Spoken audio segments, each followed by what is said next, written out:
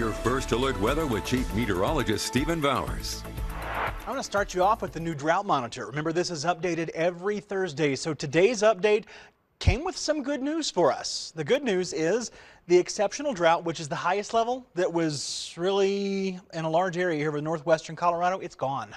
That's the good news. The bad news is we still have extreme drought and severe drought. That's the second and third highest levels, and they're really widespread west of the Continental Divide, so they cover all of the western slope. So we're getting some good rain, yes. It helps, yes, but we need a lot more than the rain we've been getting, and we need it to be more widespread. It's going to help in spots more than it's going to help in widespread fashion here.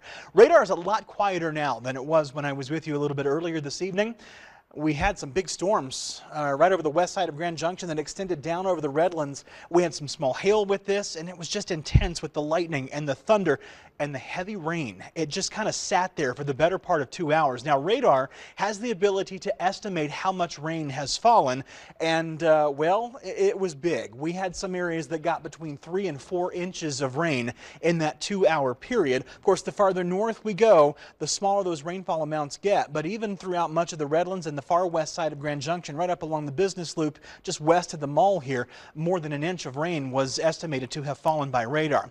We do have some rainy spots, especially near the Paradox Valley and extending down through Dove Creek and Cortez. That's light rain, but we do expect that this is going to increase here over the next couple of hours in those southern areas. In Grand Junction, we're dry right now, but we can get some showers through the night and especially tomorrow morning. This is the latest update from our Futurecast, and it does show maybe a little variation here, but what we're seeing again is these showers to the south through the night and into early tomorrow morning. And then for the morning drive at this point, it's more clouds than anything. There may be a light rainy spot, but for the most part, it's a dry start to the day underneath those clouds. There we are at noon, and then we watch through the afternoon as we do see some more scattered showers and thunderstorms develop. So this is a little bit more numerous, more widespread than the earlier version of our Futurecast was showing.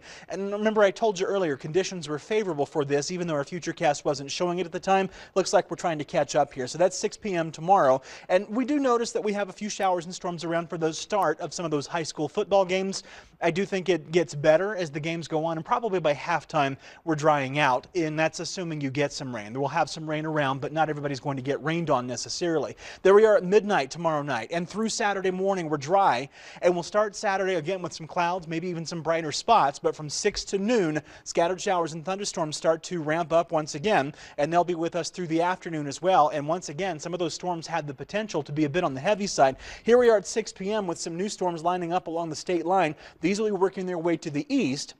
So these showers and thunderstorms will likely persist into the evening in on and off fashion. But remember, scattered tends to leave some areas dry. In terms of our rainfall amounts, I still am kind of in that quarter-inch to half-inch range, with some areas getting a little bit more, some areas getting a little bit less. The bigger amounts are probably going to be over the San Juans, and that's where easily 1 to 3 inches of rain can fall. This heavier rain can also lead to some localized flash flooding, so we're in the elevated risk for excessive rainfall, which is exactly what that means. The biggest risk for any flash flooding is going to be on the burn areas of those wildfires. 69 is the temperature right now. 87 was the high, 60 was the low this morning, and again, we're a little warmer than normal for this time of year. Now, 70s and 80s were common. It's been a little cooler today outside of Grand Junction especially, and then lows were in the 50s earlier this morning. Expect 50s and 60s with 40s in the high elevations tomorrow morning, and then we'll warm back into the 70s and 80s tomorrow afternoon. Quickly, I'll go through the 10-day forecast. Remember, the 7-day forecast is always available online. In Grand Junction, it's low to mid 80s for the next 10 days. We have the biggest potential for rain tomorrow and especially Saturday.